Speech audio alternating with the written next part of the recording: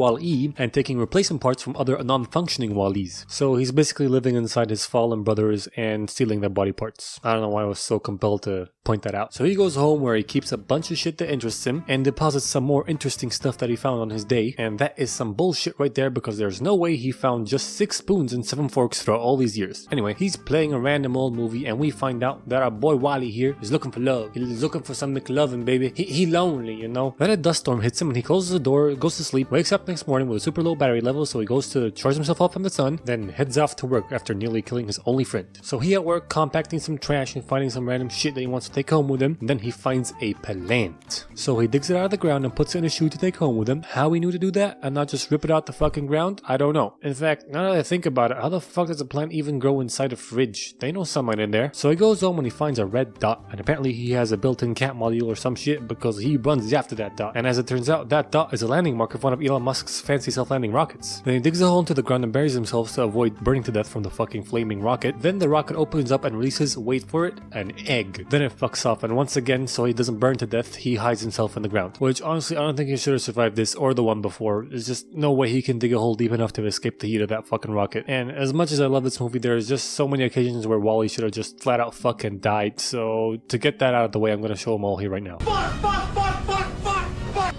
Oh, shit! Fuck!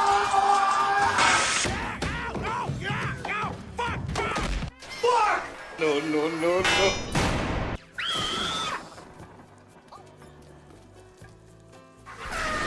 Shit! No! What the fuck? Now back to the egg, and it's scanning the place looking for something, and it will kill anything that moves. Okay, I understand that they're playing on the gag that cockroaches can survive a nuclear blast and shit, but I'm pretty sure by that they mean the radiation, not the blast itself. This thing should be dead, right?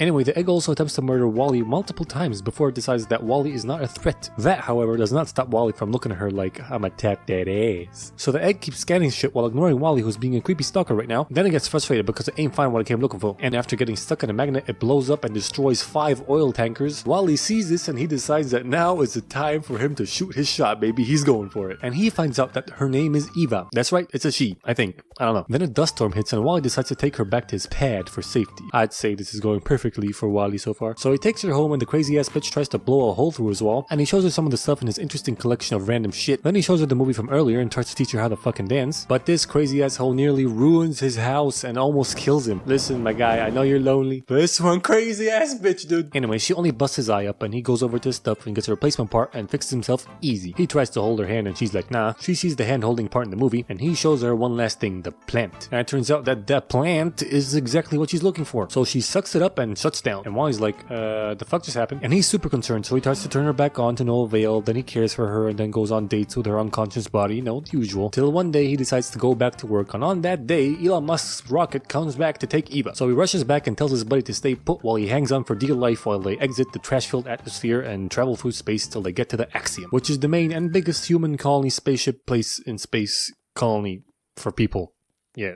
Sounds about right. The rocket docks inside the spaceship and lines up a bunch of Evas to get cleaned by a bunch of robots that Wally keeps annoying. Then the 5-0 takes Wally's Eva because she got the plant. So he follows her and leaves a trail of muddy tracks behind him. And the main cleaning robot really wants to clean it, but he has to stay on the predetermined line. So he's like, Disrespect your surroundings! fuck the system, and starts cleaning up the tracks, but he does not start from the beginning. Fucking idiot. So while he's still following Eva, he fucks with traffic and gets his first glimpse of the modern human, who are basically fat blobs of mass stuck to their hover chairs with their eyes glued to the screens of their infotainment systems, completely oblivious to their surroundings, much like me, except my chair doesn't float. So one of the fat fucks gets knocked over and Wally helps him up. Then he gets on a train that Eva's on and he tries to get to her, but this fat bitch is in the way, so he's like, hey lady, woman, oh shit, yeah, hi, I'm Wally. Can you please move out the fucking way? I'm trying to get to my girl. Thank you. So the 5-0 escort Wally and Eva to the captain's headquarters, and as it turns out, humans fucked up the Earth so bad that they spent 700 years in space, and their bone density right now is basically non-existent because they spent so long in microgravity. However, they made it pretty goddamn obvious that they have some sort of artificial gravity, so this shouldn't happen. This doesn't make any sense. I am confusion. Anyhow, now that there's finally signs of life on Earth, they can go back and rebuild it. So they start up Eva, and while this dipshit's trying to figure out how to read a book, Eva finds out that Wally has followed her here from Earth. Then the captain figures out that they have to put a plant in some plant plant activation chamber thing that will activate the let's go home protocol, that's what I'm calling it. So they open up Eva and they find nothing. Plant's gone. And the captain's like, well, I guess we ain't going nowhere, and thinks that Eva is a defective robot, so he sends her to get fixed. Then he gets startled by Wally, and Wally's like, sup, I'm Wally, nice to meet you, and here's some dirt. So the captain also orders for Wally to be cleaned. Eva and Wally get to the robot fixing place and they start running diagnostics on Eva, I think, but that's not what it looks like to Wally. He thinks they're torturing her. So he frees himself and then goes to free Eva, and then accidentally frees all the fucked up robots in the place who praise him because he freed them. And they run wild with him in the streets till they get stopped by the Popo, who deem Eva and Wally fugitives of the law. So Eva takes Wally to an escape pod so she can send him back to Earth, but then the Fuzz shows up with the plant, and they want to send it off into space and blow it up using the pod's self-destruct mechanism. And Wally's like, hey Eva, check it out, the plant! So Wally accidentally gets launched out with a plant, and Eva goes after him while he freaks out and tries to get out the fucking pod, but he explodes and dies. Psych! He does not die. My boy Wally made it out in time with a fire extinguisher, and he flies over to Eva. And not only did he live, but he also got the plant with him, baby, and Eva is chuffed to bits. So she hugs him, and their heads do this little bzz thing, and I have no idea what that means, but he likes it. Then they fly out in space and have some fun, because they ain't in no rush, they ain't no deadline this shit. They get back on the ship, and all the while Wally just really wanted to hold her hand like in the movie. But she's hyper focused on getting that plan up to the captain. So she tells him to stay put while she goes up to trash chute to the captain, who has been binge watching videos about Earth ever since he analyzed the dirt that Wally put in his hand. The captain takes the plant and puts a projector thing on Eva's head to see what Earth is like right now, and he finds out that it is, as I said before, garbage. So he's like, we have to go back and care for Earth and fix it up and shit. While Eva gets to see how Wally cared for her when she was shut off, and it is cute as fuck. Then the autopilot comes down to take the plan away from the captain, because it is revealed that a few years after the Axiom took off, the president of Benil, or the president of America, whatever, I don't care, some dude sent a message saying that the Earth is too fucked to come back and it's way too toxic, never come back. And he basically left the ship, and he basically left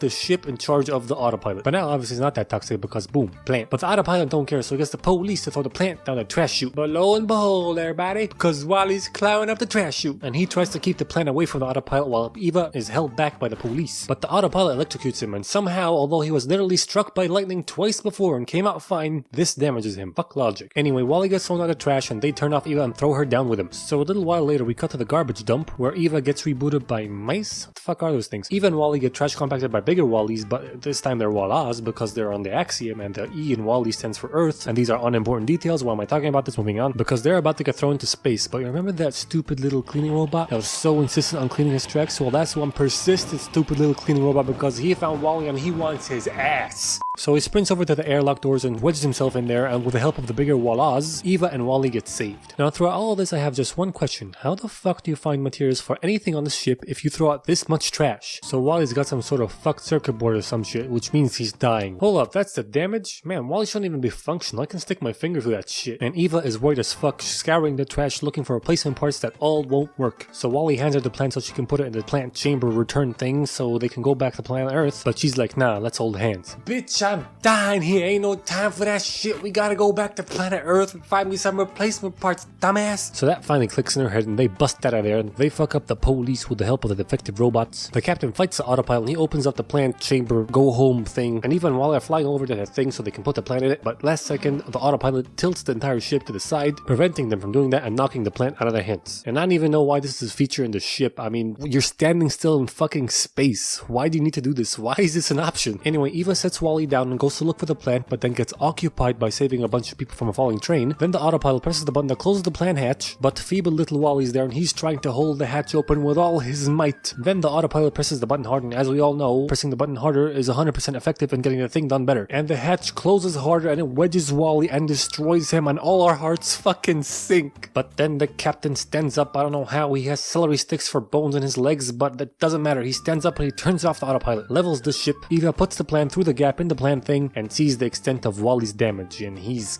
fucked. Then they hyper jump back to Earth. They get there. Eva takes Wally and she zooms over to his house and finds replacement parts and tries to fix him up as fast as he can. She's performing open heart surgery on this motherfucker at supersonic speeds. Then she blasts a hole through his roof so he can charge via solar panels, which, like, why? Just take him up to the roof. Why you have to fucking blow up my man's house like that? Come on, dude. Anyway, he charges up and turns on, and he does not recognize her.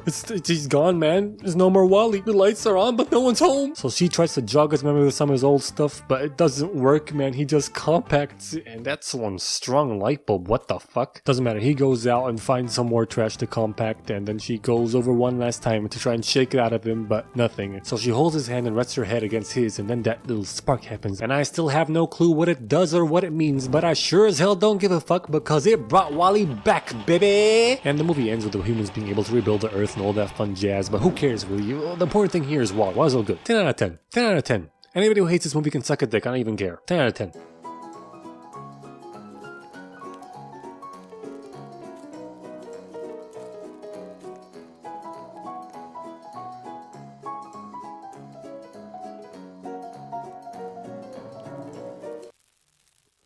Welcome to Encanto, which starts off with Nana telling little Marble about this magic gift she's about to get from Magic Candle, and she's like, is this shit magic? Damn right. And she tells her about this whole story, how she ran away from home when she had 3 babies because I'm guessing what our Americans evicted them or took their land or whatever and killed her husband. So they're obviously Latino or Hispanic. Is that the same thing? They're Hisplatino. Annex. Listen, I'm ignorant and stupid, just go with it, okay? So Hubby dies, she cries, and Candle's like, don't cry, watch me go Super Saiyan, and gives them a bunch of mountains and a magic house that's alive, a bunch of land, and probably kills the 4 attacker sluts too. And when her children came of age, this miracle candle also gave them all a gift. So like, when they hit puberty, or is there a set age? Oh wait, maybe a blank door just pops up and that's when they know it's time. Anyway, they touch the knobs, the doorknobs that is, and get a gift, aka a power, and so do their children, and so on and so forth. You know, fourth generation also get gifts and shit. And they made a community that they help with their powers and stuff, and this is the day that Marble gets her gift, capiche? Then we cut to grown-up Marble helping set up the house with the house while singing about her family's gifts to some children, but fuck that shit, because I want to spread the cheeks of movie expression my own way. See, Candle give gift, anybody who get gift, get door, and that door leads to a room that is magically bigger on the inside than it is on the outside, kind of like your mom's pussy. And the first person with the door is obviously Grandma. Don't know exactly what her power is, but I am guessing that she's the keeper of the candle because the candle's in her room, and the person the house listens to the most, or something like that. Keeper of the flame, whatever. Next, her daughter, and Marble's mom, who can heal people with food, super useful power. Next, Skin Depression, Nana's other daughter. She can control the weather, looks like more with her emotions than, you know, her brain, which is kind of a shit deal because she's a stupid emotional female. Next, Nana's third kid, Bruno, who has Voldemort's status among this family because they don't talk about him because he sees the future and they think he bad luck, bad juju. And one day after one of his visions, he left. Also, extra information about him: to have visions or use his power, he needs a big empty space with lots of dry sand, kind of like your mom's pussy. Next, the grandkids. Rainy bitch got 3 kids. First one being acoustic, and by that I mean she can hear everything everywhere. There's gotta be like a set limit to that, right? Like a radius. Also, IMO. It's kind of a shit tier burden of a gift. Next kid of hers is a troll idiot with a troll power, which is shapeshifting. Next of her kids is little Antonio, who's gonna get his powers today, but let me spoil it for you, he can talk to animals. Next, Healy bitch. She got 3 kids too. Everybody got 3 kids, I don't know why. One of them is super duper strong, and the other one can make, wait for it, flowers. Another baloney tier power. But even worse than that, we got Marble, who didn't get shit. A fact that these kids are very supportive of. I am just as special as the rest of my family. Alright guys, where do I drop the wagon? Maybe your gift is being in denial. I like that kid. She's going places. Now back to the movie. Song goes on, madrigals, blah blah blah. And I'm sure she's strong, but that bridge should collapse under its own weight if it's held like that. But whatever, maybe it's held together with magic bullshit too. They're all prepping for Antonia's gift receiving celebration, with everyone harking on about how she didn't get a gift. Way to drive that point home, movie. And Nana's low-key, high-key being an asshole, like, stay out the way, you useless, giftless gringo. They can't find Antonio, so she goes into her normal plebeian room where she knows he is, to give him a present to chill his nerves a bit because he's afraid that he won't get a gift like her. And she's like, don't worry, Holmes, you'll do fine. And as he has to go up the stairs to touch the candle and then the blank magical door to reveal his power, the pressure mounts and he asks her to hold his hand while he goes up there, which is odd because you're supposed to do it alone and shit. And as they walk together, she gets memories of her gift receiving ceremony or whatever failing to launch, with her door disappearing and the flame fluttering. He touches all the crap he needs to touch and immediately starts talking to a toucan that lands on his shoulder. They open the room and he has a mini jungle in it. They partay and Nana's like, let's all take a picture. What year is this and why the fuck is the camera so goddamn old? Doesn't matter because they leave out Marble. Whether that's on purpose or by mistake is unimportant because she starts singing a sad song about how she's so sad, she has no powers and she's useless. I don't know why this bitch complaining though, because she can clearly slow down time. Anyway, at the end of the song, their house gets cancer. She notices it vibrating and cracks all the way up to the candle window with the flame and the doors flickering. So she bursts into the party like, the house is in danger, it's got scoliosis, cracks all over the fucking walls, dog. They go out to see and find nothing and nobody believes her, and Nana's like, quit your bullshit and let's get zoinked, bitches. They go back to the party, and that night she can't sleep because she's too busy overthinking about the flame and shit. So she climbs up to the roof, makes her way over to the candle, and I have no idea why she's doing this. Like, what's the big idea here, kid? You gonna pour some gasoline on that bitch? What's the plan? Whatever. Nana shows up like,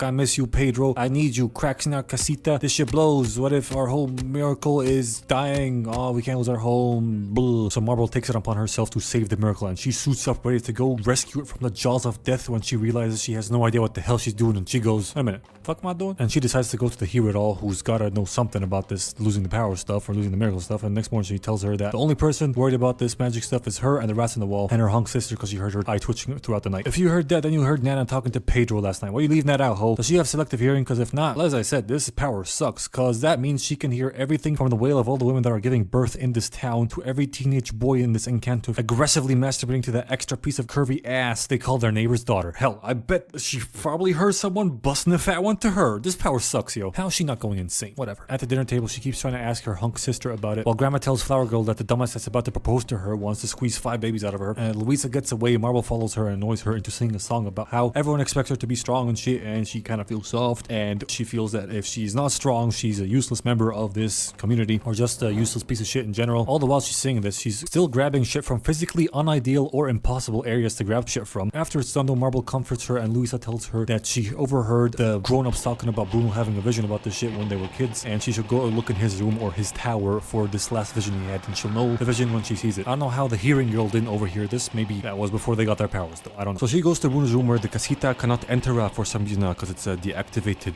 I don't know why, but it is. And it's big as hell, full of sand, and she goes up to the tower on a bunch of stairs, jumps a scap with a makeshift Indiana Jones rope, and then goes into the spooky empty vault and finds glowing green shards of glass in the sand. And while the door shuts on her and the place starts falling apart, she speedruns collecting all this green glass and tries to get out before dying. Kind of like how I'm speedrunning saying this bit, because I have a lot of shit to say about this crap. Number 1, why is the room deactivated when he technically did not leave? Number 2, this door is clearly gonna close on its own. Why didn't you prop it up with a rock or something, you fucking stupid retard taco? It can't be open from the inside, but that's besides the point. She didn't know that till the last second. Number 3, she gets out of the room, right? But how the hell did she do that? That rope is clearly gonna settle right there, if not further back. You're telling me she jumped all that shit? Suck my fat cock, movie. Number 4, she didn't hurt herself at all digging for these sharp shards of glass super fast, although she cut herself in a broken piece of clay pot. This is retarded. Whatever, she gets out, and while they prep for Flower Girl's boyfriend to come over and propose to her, she asks Weatherhole about Bruno, and basically the whole family goes into song about how they're not supposed to talk about Bruno while talking about Bruno, and how much of an evil asshole he is, being sort of a jinx and shit. So she does the green glass puzzle and sees herself in front of her house, broken house, and her dad sees this and she tells him everything, and he's like, everything's fine, no one has to know except Mega Ears, and she snitches at the food table, the food table, and basically everybody finds out. What a bitch, man. I don't know why she does this, but long story short, Buff Girl starts to lose her powers a bit, and the house starts to crack. Some raccoons steal the green puzzle and put it together for them to see, while all their powers go a little bit haywire, and the proposal gets fedunkled. They all blame her, then some rats take the vision and go into the wall, so she follows them into the wall, and in there she finds critically acclaimed music artist Bruno Mars, who runs away from her inside the walls of the house. She almost falls into this pit. Let me guess, she's about to save her. Yep, there it goes. He saves her, but not really, because it's not that deep, unlike your mom's. But they get up and she finds out he'd been living in the walls ever since that last vision, because he knew everyone would blame him, although he's just a messenger. He only sees this possible future. They're the ones that make it, not him. They're the bitches. It ain't Bruno's fault. He a good guy, and he loves his family and wants to help it, but he doesn't know how, because, you know, everything he does sucks. And he says this last vision he had was a bit changey, and he left to protect her and kind of him, and he's like, sorry, I wish I could see more. And she's like, well, then see more, asshole. And he's like, even if I wanted to, I can't, because you wrecked my vision cave, and I need a big open space to have visions. How does he know about that? She didn't mention anything. Also, it's not like you lack any big open areas in your room without your vision cave, dickhead. Anyway, the rest told Antonio everything, and he offers up his room for the visioning. They use it, and they see what looks like the same shit, but more. There's a butterfleur, and the candle gets brighter when Marble hugs her flower sister, which pisses her off because they got queef between them, because she thinks that she's Miss Perfect and always has everything going her way, and Miss Perfect thinks that she is always in the way and is a moron,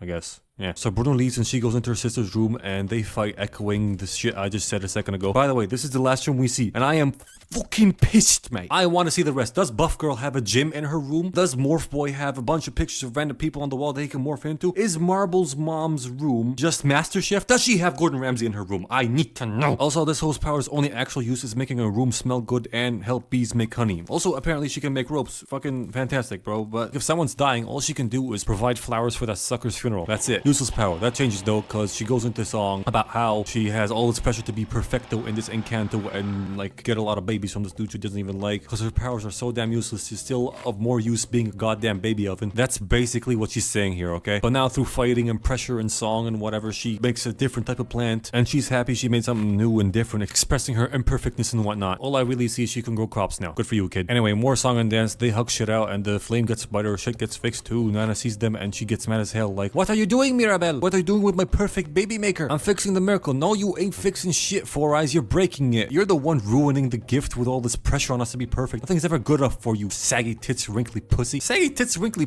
at least I got some dick, unlike you eternal eunuch. You should be in the box slowing down the river, grandma. And while they fight, cracks form all over the Encanto through their house too, and the candle starts being endangered because the casita is falling apart. A couple of them try to save it, but not in doing so, I mean, they lose their powers while doing it. And the only one who actually succeeds to get to the candle and grab it is is Marble while they all get shepherded out of the house by the house. Bruno juggernauts his way out the walls like a legend, and the house protects Marble from itself falling apart. The candle oddly melts out super quickly, and the casita is dead, and these boards should not fall to the outside like that if they're propped up like that. But whatever. They're all alive, and Marble's pretty sad, so she runs away through the cracked mountain. They're all looking for her, and we get this shot. We haven't found her yet. I don't know why padding to them for this one line seemed out of place, unnatural, and just a bit forced. Not gonna lie. Who cares though? Saggy Pocahontas finds crying Marble at the river where she got the gift that fucking nuked the yellow-haired, blue-eyed, horse-riding that killed her hubby. We get a bunch of memories of her with her husband and her kids and stuff, and when she got the gift and grew old, and you see all the kids with the pressure of living up to her expectations while she walks past their rooms. And wait a minute, Bruno's room is not walk pastable. The fuck? Anyway, more memories of how the horse riding assholes force people out of their homes, and she like, I've been given a miracle and I was so afraid to lose it that I lost sight of who was actually for, and now I'm the reason it's broken. Oh my god. And Marble's like, don't say that, homie, you suffered so much alone, you were given a miracle because of you, blah de blah de blah, all that stuff. And then butterflies, this division location, oh my god, hugs all around, flies all around. No, that's not flies, butterflies all around. And they go back home to their screwed up house. Bruno re-enters the family sphere, and they're glad he and Marble are back. They're all like, we'll be okay, but the shapeshifter dude's like, Not if we don't have a house. What? We don't have a house. I can't say we don't have a house. What is that? Not a house.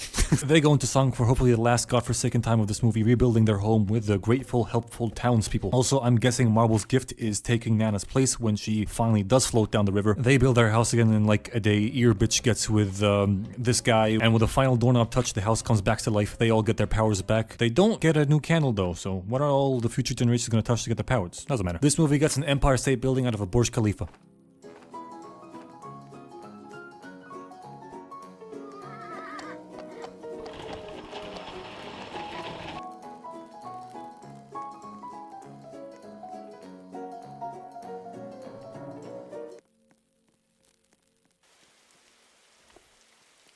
Welcome to the Polar Express, where It's Christmas. and this kid does not believe in a Merry Crisis. Infectious Homie has also convinced his little sister of that, and some older version of himself is narrating over this in a Tom Hanks voice. He pretends to be asleep while his parents walk in and give him a wet sloppy kiss goodnight, like he doesn't believe in Santa anymore. Guess that's the end of the magic. Goodnight, you little shit. He thinks about the end of the magic sentence and goes to sleep, but then wakes up later on, 5 minutes before midnight, with time frozen, big vibrations happening, almost like an earthquake. But don't worry, it's just a train stopping right in front of his house. Nothing to worry about, very normal stuff here. It stops right in front of his house. He runs out to see what's going on and finds an animated Tom Hanks as the conductor dude yelling all aboard. Does that mean that they are the same person because they were voiced by Tom Hanks and this is like a different version of him? They keep hinting towards this, by the way, throughout the movie, so I'm guessing it's true. Also, why are like 30% of the adults in this movie voiced by Tom Hanks? Doesn't matter. Conductor's like, you coming? And the kid's like, where to? Why, to the North Pole, of course. This is the Polar Express. Of course. Why of course? This isn't common knowledge, you asshole. How am I supposed to know this? Dude lists off all the things the kid did that shows that he's losing interest or belief in how real crims this is. Tells him he better get on because this is his crucial year. And the child hesitates to get on, but then the concept of stranger danger gets thoroughly domestically abused and thrown to the dust because he gets on once the train starts moving a little bit and enters the car where there are a bunch of other kids who also fell for this trap. That is not really a trap because this is a wholesome Christmas movie and whatnot, but you get my point. If this mode of transport was switched from train to white van, this will be way more weird and creepy. But I digress. Kid gets on the car with a bunch of other kids and sits across a young Rosa Parks. Is that racist? Probably. Whatever. She's very intently and creepily staring at him, and then the literal actually kid comes up to give him random train facts, and Blue Robe Kid talks to Pigtail Girl, voicing his suspicions on where this train is headed. Then they pass by a toy store. They're all amazed. The conductor comes in to ask for the kid's ticket, and then the kid's like, what ticket? Conductor tells him to check his pockets. He checks both his pockets and finds a magical golden ticket for this train ride. Tom goes Hanks on the ticket. Nope,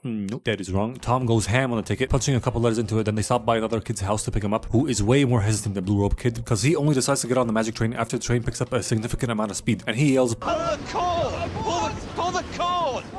To stop the train, we pull the train, but there's a fine of 1,000 rupees. That's about 13 quid.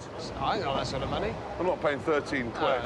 He actually trips and falls, unable to keep up and make it on the train. Blue Robe Kid saw that and felt really bad for him, so he pulled the emergency brake to stop the whole train so that the kid can get on. And Monkey Ears Midget Kid goes into the car in the back that is completely empty. He goes in there alone, doesn't want to hang out with other kids because he's shy, I guess. Conductor comes in super angry because someone pulled the emergency brake, and fucking Four Eyes outs the fucking Blue Robe Kid as the person who did it. The conductor comes to chew him out, but Pigtail Girl informs the conductor of the kid's noble intentions, and he's like, okay, I'll allow it. Now who wants some hot chocolate? A bunch of garçons set up magical invisible tables to serve some hot hot cocoa and dance on them, do some entertaining stuff, sort of a dinner and a show type beat. Female child cops an extra cup of hot chocolate to take to the kid in the back later on after the show ends. The garçons pack up and leave and she starts doing that, takes the cup and starts to walk backwards. He's like, I don't think we're supposed to do that. Yeah, it's in violation of railroad safety regulations for kids to move Yes, between it's cars violation alone. of railroad safety regulations. Shut the fuck up. She goes anyway, but then the conductor shows up and very nicely accompanies her on her noble quest. Then Blue Robe Kid sees her unpunched ticket lying on her seat and wants to go give it to her back, although he might get in trouble for doing that. Just wait, you stupid fucking they're obviously gonna come back. There's legit no reason for him to go. This is the dumbest thing ever, but whatever. He takes the ticket, opens the door, and tries to cross over to the other car, but then the ticket flies out of his hands and has a journey of its own, interacting with a bunch of animals, turning into a big snowball rolling down a hill that shatters open at the end of it, and it flies back over to the train and into the car somehow, very conveniently, sticking to a vent on the inside. Conductor and the girl come back and he asks to punch her ticket, and she says, I left it here like an idiot, didn't take it with me, and now it's gone. But then the other kid stands up and takes blame for losing it, tells her that she can have his ticket, but the guy stops him, telling him that the tickets are non-transferable. So the conductor takes her and goes up to the back. Fucking Four Eyes is like, he's gonna throw her off because it's standard procedure to do that when you don't have a ticket. Fucking shut up, dude. Blue Robe Kid believes that because he's a naive, stupid child. I'm fairly sure murder is not the standard procedure for not having a ticket, but I'm also pretty sure that this is a dream and we're operating on nonsensical dream rules, and we can blame all the dumbass shit on pixie dust and fairy queefs, but you know how I roll. I don't give a fuck. I'm still gonna complain. Moving on. Kid goes to pull the emergency stop again, but sees the ticket, grabs it, goes to give it to her before she gets thrown off the bus for being black, or sorry, not having a ticket. He opens the door and jumps across the cars, and this time does not lose the ticket. Gets to the end of that car, doesn't find them, but then sees their shadows on the hill or mountain next to them, because they're for some reason walking on top of the train. So he bravely climbs the ladder and goes up there to follow them, but the snow and wind are too harsh and they disappear. Undeterred, he keeps soldiering forward and then finds a hobo. He just appears like that. He's camping on the roof of this train, as hobos do, playing the electric boogaloo. That rhymed. Pretty sure that's the wrong instrument, but I don't care. They initiate a conversation with each other. The kid sits down to have a hot cup of sock juice. Hobo tells him he should keep the ticket safe by putting it in a shoe and goes on about how he is the king of this train and the king of the North Pole. Finds out that the kid does not believe in Santa and tells him seeing is believing. Rambles on a bit more. The kid realizes that he's in a dream, and then the guy is like, so do you believe in ghosts? Kid's like, no. And he's like, interesting. Obviously indicating that he's a ghost. Then he leaves. The kid tries to wake himself up, but he can't for some reason. And first off, how's the fire still on with all this wind coming past? How are they talking in inside voices with all this wind coming past? Second, why do the footsteps from behind disappear in this shot? And why can't we see the footsteps up ahead from the conductor and the girl walking if they very obviously continued traveling on top of the train for at least one car? And third, so is it a dream or is it not? Is the kid lucid dreaming now? Doesn't matter. The hobo comes back, this time with skis on, to help the kid to get to the engine and find the girl. Kid hops on, but then they start going uphill and he almost falls off, having a near-death experience, but no problem. The guy helps him up with the ski sticks. Very surprised he didn't get hurt by them or poked by them or anything. But anyway, they start going downhill now. Slide down the top of the train, jumping across all the cars, till the hobo throws him into the coal car right before entering a tunnel. The hobo fucking evaporates while doing that. The kid exits the coal, not dirty at all somehow. How the fuck is this little shit not doing blackface right now? I'm serious. How is he so clean? Whatever. It's just as good probably because he sees the pigtail girl in the engine car because the conductor took her over here and the engineers taught her how to sort of drive the thing, taught her a few of the controls and stuff while they go out to change the light bulb out in front. If he was taking her to the front of the train, why the f did he go backwards and climb on top and go that way? What the fuck? That's literally retarded. Whatever. Bald, fat, troglodyte engineer changes the light bulb and sees some shit up ahead, so he yells at the girl to stop the train because he's a fat ass motherfucker that got stuck. And she uses the knowledge she got from train engineer training to identify the brake lever, and the kid pulls it. They stop the train right before hitting a herd of caribou. What? Caribou? Never heard that word before. I think it's just deer. Might be a synonym. Doesn't matter. The conductor comes to the front really pissed because now they're gonna be late, but they accidentally discover that yanking on the ginger engineer's beard makes him yell in a way that makes the caribou get off the track, so they very slowly proceed forward once they all clear the tracks. Why did the ginger have to suffer though? Couldn't he have just asked him to yell in the same tone? You fucking dicks. Whatever. They start moving ahead very slowly, and the kid's still on the front of the train with the conductors because that's a smart idea. What a great and safe place to keep them. Then the throttle arm, I'm pretty sure, gets stuck open somehow. It's like jammed and can't move backwards. The guy keeps trying to pull it back, but then the pin holding it in, sort of the linkage part, falls out, and the train starts accelerating uncontrollably. They go down roller coaster like steep bits, then onto a part of the track that sort of got flooded by some water and frozen over, so the tracks are frozen over and they start sliding all over the ice. They hit a small iceberg, the train almost flips over, and the trio out front almost falls off, but the hobo goes, saves them, and then disappears. Pin gets lost and fucking flinged out the train, hits a patch of ice. Then the ginger dude takes the pin out of his hair and fixes the linkage, and somehow now it's functioning completely fine, and they slow it down and they're able to stop the train. I fail to see how that fixes the issue. The pin not being all the way in there the first time was not the main cause, I believe, because it's just the thing holding the arm in there. It's not the thing that's like preventing it from having its full range of motion, but whatever. The train is stopped now, but because the old pin flew out and hit the ice and started doing an Ice Age scrap move, causing cracks in the ice and forcing them to move or they get fucked and fall into the water. So the engineers slam into reverse and somehow pull a sick fucking J-turn and start Tokyo drifting the whole goddamn train.